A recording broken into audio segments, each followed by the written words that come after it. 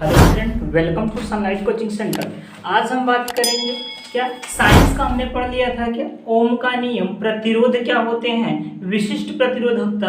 अब इस पर कुछ न्यूमेरिकल्स हैं जो हम आपको बताने वाले हैं। ठीक है, हम यहाँ पे स्लाइड में लगा दे रहे हैं क्वेश्चन को, आप क्वेश्चन देख लीजिए। ठीक है, हम बताते हैं क्या क्वेश्चन कहा है। यदि एक विद्युत बल्ब के तंतु का प्रतिरोध, क्या बोला है, यदि एक विद्युत बल्ब है जिसके तंतु का प्रतिरोध कितना है, 1200 ओम है। कितना भाई, 1200 ओम है। तो यह बल्ब 220 वोल्ट के स्रोत से कितनी धारा क्या करेगा, कितनी धारा लेगा। ठीक है, आपसे बोला है, कहा है क्या, ध्यान से देखिएगा क्वेश्चन को। कहा है यदि एक विद्युत बल्ब के तंतु का प्रतिरोध 1200 ओम है। तो पहले सबसे पहले क्वेश्चन को, न्यूमेरिकल को हल करने से पहले सबसे पहले क्या करते हैं, जो आपको गिवन है उसको पहले लिख लेते हैं। तो क्या दिया गया भाई, दिया है क्या दिया है, यदि एक विद्युत बल्ब के तंतु का प्रतिरोध आपको दिया गया है। क्या है, प्रतिरोध को हम किससे डिनोट करते हैं, आर से। तो आर कितना दिया गया भाई, आपको 1200 ओम दिया गया है। ठीक, आपको और क्या दिया गया है, कहा है यह बल्ब 220 वोल्ट के स्रोत से कितनी धारा लेगा। अब यह बल्ब है जो वोल्ट दिया गया है अर्थात विभवांतर, तो विभवांतर कितना दिया गया भाई, विभवांतर V = 220 वोल्ट। ठीक, अब आपको दिया गया, अब क्या फाइंड क्या करने हैं, कहा कि आप धारा का मान बताइए। क्या, विद्युत धारा, अर्थात विद्युत धारा को हम किससे डिनोट करते हैं, I से। इसको आपको फाइंड करना है। तो देख लीजिएगा, सिंपल सा है। इसको जानने के लिए ये पार्ट 1 है, अभी पार्ट 2 भी इसके बारे में भी दिया गया है। तो ध्यान से देखना इसको। क्या, प्रतिरोध R बराबर 1200 और V बराबर 220 वोल्ट और I बराबर हमको फाइंड करना है। तो भाई इसको पहले बात जो दिया रहेगा उसी से हमको पता चल जाता है कि हमको किसमें कौन सा फार्मूला यूज करेंगे। तो सबसे पहले हम देखेंगे आपको क्या दिया गया, प्रतिरोध और विभवांतर और विद्युत धारा। तो हम क्या जानते हैं, ओम के नियम अनुसार। क्या जानते हैं भाई, ओम के नियम अनुसार क्या, V = IR। क्या जानते हैं, V = IR। जब V = IR जानते हैं तो V का मान कितना दिया आपके पास, कुछ नहीं करना, आप इसको रख दीजिए सेम टू सेम।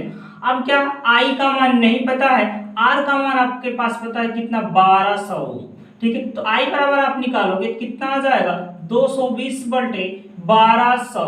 ठीक, अब ये क्या हमारा विद्युत धारा का मतलब क्या जानते हैं, वोल्ट पर एम्पियर। तो पहली बार वोल्ट पर ओम होता है, यहाँ से देख लो, अगर यहाँ से देखें तो वोल्ट है यहाँ पे इसका मात्रक, और ये प्रतिरोध है तो ये क्या कहते हैं, प्रतिरोध है। प्रतिरोध का मात्रक क्या होता है, ओम होता है। तो वोल्ट पर ओम, और यही हमारा निकल जाता है क्या, I = क्या, V/R के। तो जब यहाँ से देखेंगे ये एम्पियर के बराबर होता है तो क्या करेंगे, 220, 0 से 0 को काट दिए। अब इसको काटेंगे तो कितना आ जाएगा, 11 आ जाएगा। इसको काटेंगे तो कितना आ जाएगा, 2 × 6 = 12। अब इसको क्या, 6 से क्रॉस करो तो कितना आ जाएगा हमारे पास, 6 कम 6 दूना 12, 6 कम 6 दशमलव लगाएंगे, 6 5 11 और 6 9 में 54, तो 6 8 48, 2 50 और 6 3 18। ये और बटे कितना हमारे पास कितना दिया गया है, बटे 10 बचेगा। तो क्या करेंगे, 0.18 इसका क्या आ जाएगा हमारे पास, एम्पियर। इसमें क्या बहेगी, धारा। तो I बराबर आपको क्या मिल जाएगा, 0.18 एम्पियर के। ठीक है, सॉल्व हुआ। आगे अगर हम देखें, आपसे पूछा है क्या, दूसरे वाले पूछा है, यदि हम क्या करें, यदि किसी विद्युत हीटर की कुंडली का प्रतिरोध आपको दिया गया। दूसरा क्वेश्चन, दूसरा पार्ट इसमें दिया है कि यदि किसी विद्युत हीटर की कुंडली का प्रतिरोध आपको दिया गया है कितना, कहा है 100 ओम के। कितना कहा भाई, 100 ओम के कहा है। तो अगर 100 ओम है तो और क्या ज्ञात करना है, यदि तो विद्युत हीटर का जो वोल्ट है अर्थात V बराबर कितना दिया गया, 220। तो आपको क्या इसमें भी I फाइंड आउट करनी है। तो सेम हम लगाएंगे V = IR से, तो I = V/R के। तो V = कितना दिया गया है आपके पास, 220 अपान ये कितना दिया गया, 100। तो क्या करोगे आप, 3 अंक के बाद दशमलव सीधे सीधे लगा दो, 0.22 इसका क्या आ जाएगा हमारे पास, एम्पियर इसका माना जाएगा। ज्यादा कुछ इसमें करने नहीं है। तो ये हमारा था एकदम सिंपल सा क्वेश्चन है। ठीक है, ये न्यूमेरिकल पहला वाला हो गया। अब दूसरा न्यूमेरिकल देखते हैं क्या है। ठीक है, दूसरा कहा है जब कोई विद्युत हीटर किसी विद्युत स्रोत से 4 एम्पियर की धारा लेता, भाई जो पहले दिया गया पहले इसको सही कर लेते हैं। तो क्या दिया है भाई 4 एम्पियर की धारा, इसको देख लेते हैं। दूसरा क्वेश्चन क्या कह रहा है, ध्यान से समझना। क्या बोला है कि जब कोई विद्युत हीटर विद्युत स्रोत से 4 एम्पियर की धारा लेता, तो पहली बात जो एम्पियर हमारा क्या धारा दे दिया, तो धारा आई बराबर क्या लिख लेंगे 4 एम्पियर की, ठीक 4 एम्पियर हो गए। दूसरी बात क्या बोला है कि तब उसके टर्मिनल के बीच जो विभवांतर वो कितना वोल्ट है 60 वोल्ट है, तो भाई विभवांतर भी दे दिया गया कितना वोल्ट 60 वोल्ट की, ठीक। अगला क्या दिया गया है, कहा है इस समय विद्युत हीटर की कितनी धारा लेगा, इस समय विद्युत हीटर की कितनी धारा लेगा ये, तो देख लेते हैं इस समय कितनी धारा लेगा, इसको निकाल लेते हैं। तो आई बराबर इसको ज्ञात करेंगे, ये क्या कहते हैं विद्युत धारा, इनके बीच विभवांतर कितना दिया गया है 60 वोल्ट। तो उस समय विद्युत धारा की इस समय हीटर कितनी विद्युत धारा लेगा जब विभवांतर को 120 वोल्ट तक बढ़ा दिया जाए। भाई जब विभवांतर 120 वोल्ट तक बढ़ा देंगे तब उस समय कितनी धारा लेगा। पहली बात यहां से देख लीजिए, आपको क्या नहीं पता आर नहीं पता, तो आर निकाल लो पहली बात। तो आर बराबर क्या, जैसे हम जानते हैं V = IR के, तो आर बराबर क्या मिल जाएगा V/I के। पहले यहां से ज्ञात कर लेते हैं, फिर इसी से हम क्या ज्ञात कर लेंगे दूसरे का जो पूछा हमारे पास, ठीक है। दूसरे की धारा कितना पूछा यहां से देख लेते हैं पहले। क्या आर बराबर आपको दिया गया, तो आर बराबर कितना भाई, आर बराबर निकाल लेते हैं। तो आर बराबर V/I के, V कितना 60, I कितना 4, तो क्या हो जाएगा 4 2 6 4 5 20 15 चौका 60, तो ये हमारा क्या आ जाएगा ओम के, ठीक। धारा का निकल गया। अब आपसे पूछा क्या है, कहा है कि उस समय विद्युत हीटर कितनी धारा लेगा जब विभवांतर 120 वोल्ट तक बढ़ा दिया जाए। अब इसको धारा का मान ज्ञात करना। पहली बात यहाँ पे एक धारा दिया था, इसी के सहारे हमने आर को ज्ञात कर लिया। अब दूसरा बोला है कि जब आप क्या करते हैं विभवांतर 120 वोल्ट बढ़ा दें, अर्थात V बराबर कितना कर दें 120 वोल्ट, तब उस समय धारा का मान क्या होगा। तो क्या जानते हैं, हम जानते हैं V = IR से। एकदम सिंपल सा फंडा है, क्या R बराबर 15 ओम दिया गया है, V बराबर आपको 120 पता है, 120 बराबर I इंटू में ये 15 आ जाएगा, काट दो 15 8 120 के, आपका I बराबर कितना आ गया, I बराबर 8 एम्पियर के। सिंपल सा थोड़ा सा घुमाया था, कोई दिक्कत नहीं है। ये पहला कंडीशन पूछा था, ये दूसरा कंडीशन निकल गया। कहा था कि जब I एम्पियर, I बराबर 4 एम्पियर की विद्युत धारा दे रहे हैं, तो उस समय उसका वोल्ट कितना है 60 वोल्ट है। तो हम क्या ज्ञात कर ले, यहाँ से प्रतिरोध ज्ञात कर ले कि इसमें कितना कौन सा प्रतिरोध काम कर रहा है, कितना प्रतिरोध है, हमने प्रतिरोध निकाल लिया, ठीक है। अब इसी के सहारे आपसे पूछा है कि क्या करें जब 120 वोल्ट तक हम विभवांतर बढ़ा दें तो इसमें धारा पर क्या इफेक्ट पड़ेगा, धारा का मान क्या आएगा। हम जानते हैं V = IR से, तो V का मान 120 रख दिया, I का मान हमको फाइंड करना है और R का मान भी 15 हमने निकाला है, 15 ओम को इसी से हम भाग दे देंगे तो कितना आ जाएगा I बराबर 8 एम्पियर की। इसका मतलब क्या है, यदि 120 वोल्ट का विभवांतर दिया जा रहा है तो उसमें जो धारा है वो कितना बहेगी 8 एम्पियर की धारा बहेगी, ठीक है। और प्रतिरोध कितना लग रहा था, प्रतिरोध हमारा कितना हो गया 15 ओम की, ठीक है। दूसरा क्वेश्चन कह रहा है कि किसी धातु के 1 मीटर लंबे तार का, क्या कहा, कोई भी धातु है उसके 1 मीटर लंबे तार का 20 डिग्री सेल्सियस पर विद्युत प्रतिरोध 26 ओम है। यदि तार का व्यास 0.3 mm हो तो इस ताप पर धातु की प्रतिरोधकता क्या होगी। तो एकदम सिंपल सा ज्ञात करना है। कहा है कि किसी धातु के 1 मीटर लंबे तार, पहली बात क्या दिया गया है, तार की लंबाई, क्या दिया गया है, तार की लंबाई। जब तार की लंबाई आपको दिया, कितना दिया गया, 1 मीटर दिया गया, ध्यान से देखना इसको। दूसरी बात क्या बोला है, 20 डिग्री सेल्सियस ताप पर इसका प्रतिरोध आपको दिया गया, अर्थात विद्युत प्रतिरोध R = कितना भाई दिया गया है 26 ओम की। तो जब 26 ओम दिया गया है, दूसरी बात क्या बोला है, तार का व्यास क्या दिया गया है 0.3 mm। तार का व्यास अगर D देखा जाए तो कितना 0.3 mm की, ठीक। और क्या दिया गया, इसकी प्रतिरोधकता आपको ज्ञात करनी है। तो अब भैया जब आपको प्रतिरोधकता ज्ञात करनी है तो हमने एक रिलेशन पढ़ा था, क्या प्रतिरोधकता निकाले थे, तो ρ क्या आया था R इंटू में A/L के, ये तो आया था, अर्थात R इंटू में ρL/K क्या निकाले थे, ए के जब हम निकाले थे यहाँ से आर का एक रिलेशन निकाले थे, तो आर इज इक्वल टू आया था क्या, रो, ठीक, रो इंटू में यल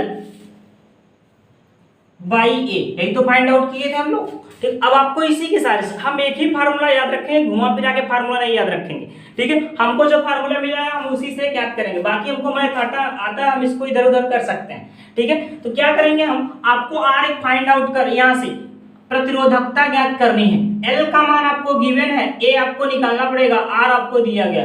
पहली बात यहाँ से देख लीजिए, ये क्या दिया गया है, तार का व्यास दिया गया है। व्यास को पहले बात देख लेते हैं किसमें दिया गया, एमएम में, एमएम में दिया गया, तो इसको चेंज कर देंगे तो ये क्या हो जाएगा, जैसे 0.3 एमएम दिया है। अब भाई एमएम दिया, इसको चेंज कैसे करेंगे, हम जानते हैं कि 1 सेंटीमीटर बराबर कितना एमएम होता है, 10 एमएम के, ठीक। और अगर हम 1 सेंटीमीटर का निकालें तो 1 सेंटीमीटर में कितने मीटर होते हैं, 1/100 मीटर के, और बराबर कितना हो जाएगा, 10 एमएम के।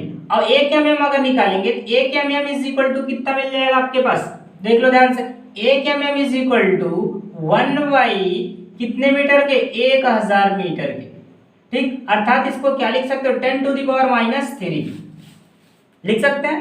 चलिए जब यहाँ पे लिख सकते हैं, एक ये दिया कितना दिख गया है यहाँ पे आपको 0.3, क्या दिया गया 0.3 mm के, ठीक है। 0.3 mm दिया गया, तो इसको क्या कर लोगे, जब 0.3 mm दिया तो इसको क्या लिख सकते हैं, 0.3 इंटू में 10⁻³ मीटर हो जाएगा, मीटर में चेंज कर लिए। अब इतना चेंज करने के बाद एक चीज और क्या कर सकते हैं, इसको और चेंज कर लो, तो क्या कर सकते हैं, 0.3 है, इसको 3/10 लिख सकते हैं, तो 10 कहाँ चला जाएगा ऊपर, इंटू में क्या हो जाएगा 10⁻⁴ मीटर के।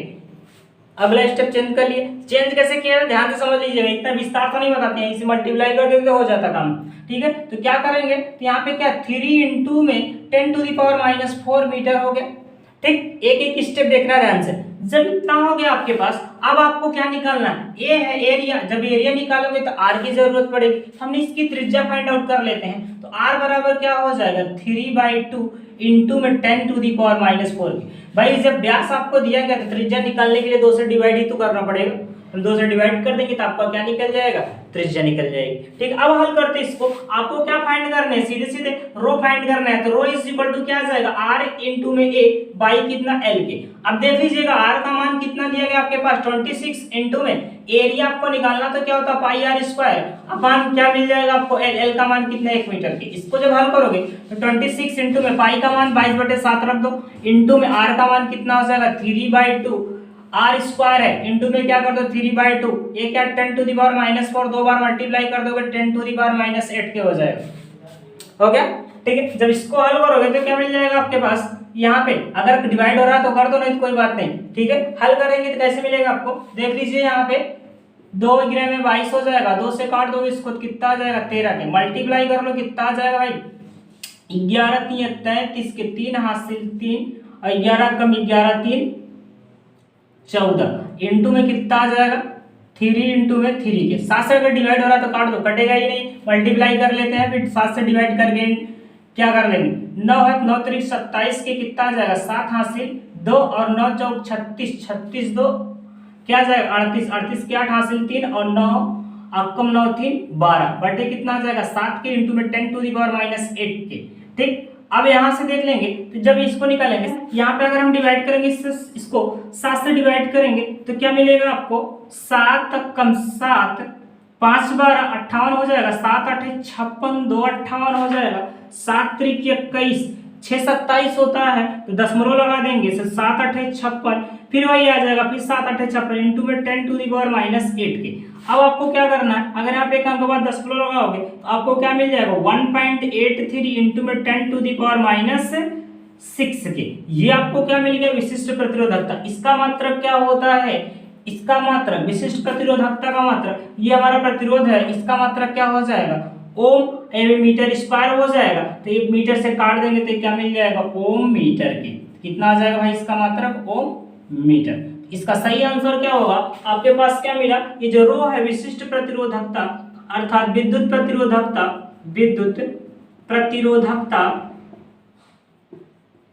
ठीक, rho is equal to R A by L के, ये याद रखिएगा। केवल आपको ये बेसिक फार्मूला है, ये मेन वाला यही फार्मूला है, इसी से ही आपको इधर उधर करना, जो भी मान फाइंड करने इसी से निकाल सकते हैं।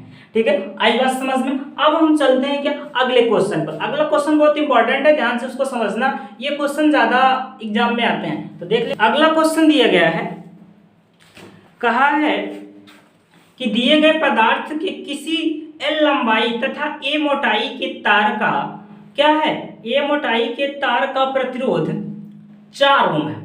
चलिए भाई मान लेते हैं 4 ओम है। इसी पदार्थ किसी अन्य तार का प्रतिरोध क्या होगा जब इसकी लंबाई L/2 कर दी जाए और मोटाई को क्या कर दिया जाए, 2a कर दिया जाए। तो देख लेते हैं भाई, मोटाई का मतलब क्या, इसी का अनुप्रस्थ काट का क्षेत्रफल ही बनेगा हमारे पास, हमको मोटाई से ही मतलब है। तो मोटाई देख लेते हैं, आपको दिया गया है, कहा दिए गए पदार्थ की L लंबाई तथा a मोटाई के तार का प्रतिरोध 4 ओम है। भाई ध्यान समझना, क्या है, लंबाई L हो, ठीक, यदि कोई पदार्थ है, पदार्थ की लंबाई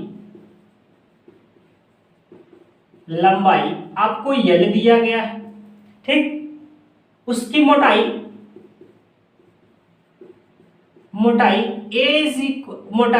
इज इक्वल टू a दिया गया है, ठीक, इसका प्रतिरोध R इज इक्वल टू 4 ओम के दिया गया है।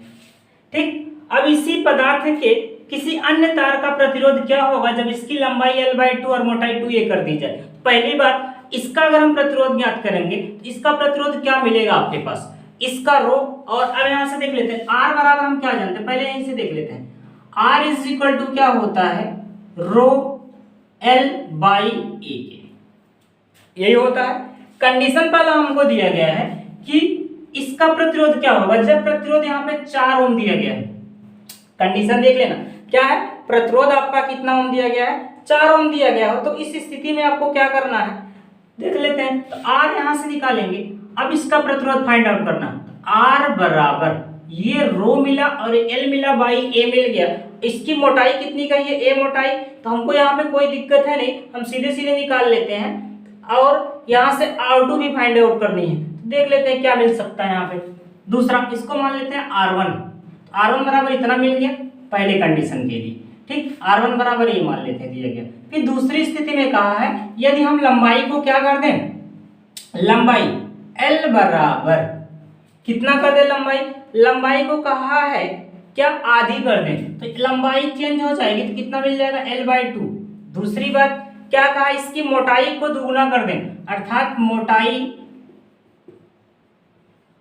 2a, यही हो जाएगा, मोटाई 2a दिया गया है। तब इसका प्रतिरोध क्या होगा, भाई यहां से R1 हमको फाइंड आउट ऑलरेडी, अगर हम इसको याद करें तो R2 इज इक्वल टू आपको क्या मिल जाएगा, रो L/a के सूत्र से। अब यहाँ पे चेंज करना होगा आपको, L बराबर कितना दिया गया, L/2 कर लेते हैं भाई, रो यहां से रो इंटू में इसको क्या दिया गया, L/2 के अपान a बराबर कितना दिया गया, 2a के, ठीक, ये बराबर क्या आ जाएगा आपका R2 के।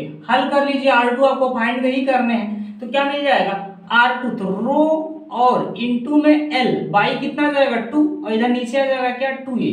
इसमें कुछ करने की ज्यादा जरूरत है ही नहीं, तो रो इसको 1/4 को आगे ले लेते हैं तो आपको क्या मिल जाएगा, रो L/a के। अभी भाई रो L/a है कहाँ, यहाँ पे दिया गया है, और ये बराबर किसके है, R1 के। तो R2 आराम से ज्ञात करते हैं, 1/4 इंटू में इसके स्थान पर कितना R1, और R1 बराबर कितना दिया गया 4 को काट देंगे तो कितना आ जाएगा, R2 आपको क्या मिल जाएगा, 1 ओम। सिंपल सा बंडा था, ये केवल आपको घुमाया था, ज्यादा कुछ है नहीं इसमें, ठीक है। इसका आंसर कितना आ जाएगा, 1 ओम आ जाएगा। न्यूमेरिकल लगाते समय पहली बात ध्यान दीजिएगा कि क्या जो आपको गिवन डाटा हो उसको रख लीजिएगा, ठीक, उसके बाद उसी के अकॉर्डिंग आपको क्वेश्चन लगाने हैं, ठीक है। और फार्मूला एक ही याद रखना, घुमा फिरा के फार्मूला नहीं याद रखना, ठीक है। ये आपको क्या मिल जाएगा, इसका R1 दिया गया था, इसका R2 आपको निकल गया, ठीक है। आई बस समझ में, ठीक। अब आगे हम क्या पढ़ेंगे, क्या समांतर क्रम संयोजन, प्रतिरोध का समांतर क्रम और श्रेणी क्रम संयोजन, इसके बारे में क्या होगा, इसके बारे में चलिए जानते हैं, ठीक है। चलिए देखते हैं क्या हमारा श्रेणी क्रम संयोजन, ये क्या होता है, प्रतिरोध का श्रेणी क्रम संयोजन। पहली बात क्या करिए, जैसे हम क्या करते हैं, श्रेणी क्रम संयोजन समझना तो बड़ी आसानी से, आप क्या करिए, 2 तार ले लीजिए, ठीक है, छोटा छोटा ऐसे टुकड़ा ले लीजिए, ठीक, ले लिए, मान लीजिए एक और तार ले लिए, इसको कैसे श्रेणी क्रम में जोड़ेंगे, तो इसका मान लेते हैं ये पहला सिरा हो गया, इसका ये दूसरा सिरा, इसका ये मान लेते हैं पहला सिरा, इसका ये दूसरा सिरा, इसका ये पहला सिरा, इसका ये दूसरा सिरा। क्या करना, श्रेणी क्रम संयोजन समझना है तो क्या करोगे आप, दूसरे सिरों को इसके पहले वाले सिरे के साथ जोड़ दो। तो क्या कर दोगे, जब इसको जोड़ दोगे तो आपका ये 1 है, ये 2 और 1 आके यहीं पे ज्वाइंट हो जाएंगे, क्या 2 और 1, फिर ये क्या बन जाएगा, अगले वाले जुड़ जाएगा। तो ये जो इसका दूसरा सिरा है ये इसके पहले वाले सिरे से आके जुड़ जाएगा, तो ये 2 1 मान लीजिए यहाँ पे आ गया, ठीक है, यहाँ पे आ जाएगा इसका 2। तो कहने का मतलब किसी प्रतिरोध का क्या हो, किसी एक प्रतिरोध का दूसरा सिरा अगले प्रतिरोध के पहले सिरे से अगर जुड़ा हो तो इसका जो ये जुड़ने का जो क्रम है वो कौन सा क्रम कहलाता है, श्रेणी क्रम संयोजन। ठीक है, आई बात समझ में, फिर से ध्यान समझिए क्या कर रहे हैं, किसी प्रतिरोध का दूसरा सिरा अगले प्रतिरोध के पहले सिरे से अगर जोड़ दिया जाए तो इनका जोड़ने का जो क्रम होगा वो कौन सा क्रम होगा, श्रेणी क्रम संयोजन। क्या होगा भाई, श्रेणी क्रम संयोजन। तो ध्यान दीजिए यहां से क्या लिखा गया है, क्या है, किसी एक प्रतिरोध का दूसरा सिरा अगले प्रतिरोध के पहले सिरे से, किसी एक प्रतिरोध का दूसरा सिरा अगले प्रतिरोध के पहले सिरे से संबंधित हो तब प्रतिरोध का यह संयोजन श्रेणी क्रम संयोजन कहलाता है। चलिए देख लेते हैं यहाँ पे, ये जैसे रेजिस्टेंस है, मान लीजिए इसका ये पहला सिरा है, इसका ये दूसरा सिरा है, अब इसके दूसरे सिरों को अगले वाले प्रतिरोध के पहले सिरे से यहाँ पे जोड़ दिया गया है, ठीक। और अगला वाला अगर हम देखें तो क्या आ जाएगा, इसका ये पहला सिरा, इसका ये दूसरा सिरा, तो कहने का मतलब इसका दूसरा सिरा फिर अगले वाले प्रतिरोध के पहले सिरे से लाके जोड़ देते हैं। तो ये जो जोड़ने का जो क्रम है ये किस क्रम में जुड़ा हुआ, हमारा श्रेणी क्रम में जुड़ा हुआ है। ठीक है, देख लीजिएगा यहां से अगर ये हमारा क्या है, ये पॉजिटिव है ये निगेटिव है, धारा हमारा क्या हो गया, धारा ये पॉजिटिव हो गया, ठीक है, ये निगेटिव, कहां से कहां धारा बहेगी भाई, पॉजिटिव से निगेटिव की ओर। तो ये हमारा क्या जाएगा, धारा पॉजिटिव से क्या आ जाएगा, निगेटिव की तरफ ही बहेगा, तो ये ऐसे घूमता हुआ क्या जाएगा, इधर आ जाएगा। ठीक है, तो क्या आपको समझना था, केवल आपको प्रतिरोध समझना था कि प्रतिरोध हमारा कैसे किस क्रम में जुड़ा हुआ है। ठीक है, अगर हम इसी को बाहर निकाल लेते, मान लेते हैं अगर इसका ये हमारा R1 मान लेते हैं, ठीक, दूसरा क्या हो जाएगा R2 हो जाएगा, तीसरा क्या हो जाएगा R3, ऐसे ऐसे हम जोड़ते चले जाएंगे। जब इस क्रम में आप जोड़े रहोगे तो जो इसका ये क्रम है श्रेणी क्रम संयोजन में आ जाएगा। देख लीजिए इसका दूसरा सिरा इसके पहले वाले सिरे के साथ, इसका दूसरा सिरा इसके पहले वाले सिरे के साथ, अब इसका दूसरा सिरा इसके अगले वाला अगर आएगा हमारे पास तो अगला वाला जो प्रतिरोध आएगा इसके पहले वाले सिरे के साथ जोड़ देंगे। तो ये जो क्रम है श्रेणी संयोजन कहलाता है। ठीक है, इसमें कोई कंफ्यूजन नहीं होनी चाहिए, आपको आसानी से जोड़ सकते हैं इसको। ठीक है, अगली बात क्या करते हैं आप, समांतर क्रम संयोजन। अबे समांतर, अगला हमारा क्या आ जाएगा, समांतर क्रम संयोजन। तो देख लेते हैं समांतर क्रम संयोजन है क्या चीज, समांतर क्रम संयोजन। इसमें क्या है भाई, ये पैरेलल, क्या इसको क्या बोलते हैं, समांतर क्रम संयोजन का और क्या नाम देते हैं, और कोई नाम मत बताना भाई। चलिए, समांतर क्रम संयोजन को हम पार्श्व क्रम भी बोलते हैं, क्या बोलते हैं, हाँ एक नाम और है इसका, क्या, पार्श्व क्रम संयोजन, पार्श्व संयोजन इसको बोलते हैं। कभी कभी ये उठा के बोल देगा तो समझ में नहीं आएगा कि भाई ये कौन सा क्रम आ गया, हम तो ये पढ़े हैं कौन सा श्रेणी और समांतर। तो ध्यान देना, तो ये भी इसी का ही फॉर्म है जो समांतर है, इसका मतलब भी क्या, पार्श्व का भी मतलब समांतर होता है, इसको पार्श्व के नाम से भी जानते हैं। देख लीजिएगा पार्श्व क्रम में क्या होता है, इस समांतर क्रम में किसी प्रतिरोध का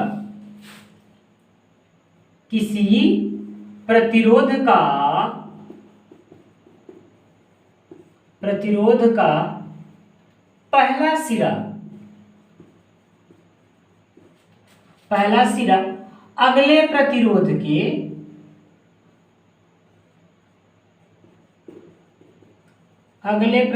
के क्या हो, पहले सिरे से,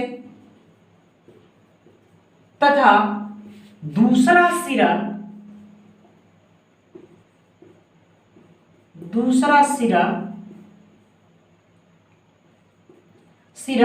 अगले प्रतिरोध के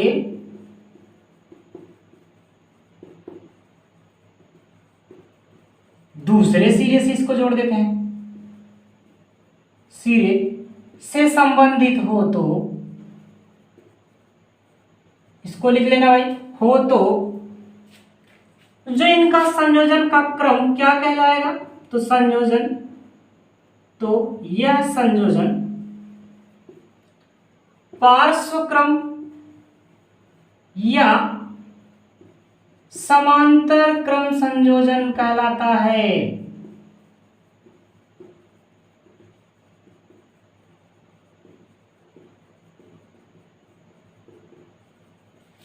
ठीक, आई बात समझ में। अगर इसको जोड़ा जाए तो आपको क्या मिलेगा, किसी प्रतिरोध का पहला सिरा अगले प्रतिरोध के पहले सिरे से तथा दूसरा सिरा अगले प्रतिरोध के दूसरे सिरे से ही जुड़ा हो तो ऐसा क्रम क्या कहलाएगा, समांतर क्रम संयोजन कहलाता है।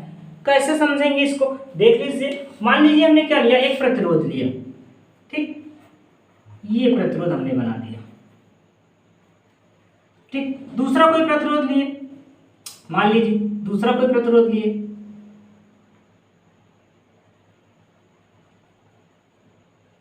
ये बना दिए। अगला कोई प्रतिरोध ले लिया हमने।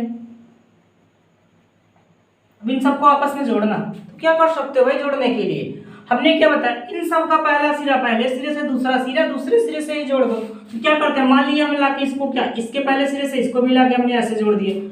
इसको लाके क्या किए, इसके वाले सिरे को इस वाले सिरे को इसके साथ, इसका भी ले जाके सबको आपस में जोड़ दिए। तो यहाँ पे क्या देख रहे हैं, अगर ये 1 पॉइंट है, ये दूसरा पॉइंट मान लिया जाए, तो ये जो हमारा क्रम होगा, इसके जोड़ने का जो ये क्रम होगा, ये कौन सा क्रम होगा हमारा, क्या, ये आपका मिल जाएगा समांतर क्रम संयोजन। अब समांतर नाम क्यों दिया गया, आप देख लीजिए ये प्रतिरोध किस प्रकार दिख रहा है आपको, क्या ये एक दूसरे के पैरेलल ही तो है, ठीक, इसलिए इसको क्या बोला जाता है, समांतर क्रम संयोजन। ठीक है, तो आई बात समझ में। समांतर क्रम संयोजन को कैसे जानेंगे, ठीक है, जब किसी भी प्रतिरोध का, जब आपको मिल जाए किसी प्रतिरोध का पहला सिरा पहले से ही अगले प्रतिरोध के साथ जुड़ा हो तो वो क्या कहलाएगा, समांतर क्रम संयोजन। ठीक है, अगर क्या हुआ, यही अगर क्या किया जाए, इसका अगला सिरा अगले पहले वाले प्रतिरोध के साथ जुड़ जाएगा तो ये आपका श्रेणी में आ जाएगा। समांतर में बस खास बात याद रखना, समांतर में सभी प्रतिरोधों का पहला सिरा एक साथ जुड़ा रहता है, दूसरा सिरा एक साथ जुड़ा रहता है, तो ये आपका समांतर क्रम संयोजन कहलाता है।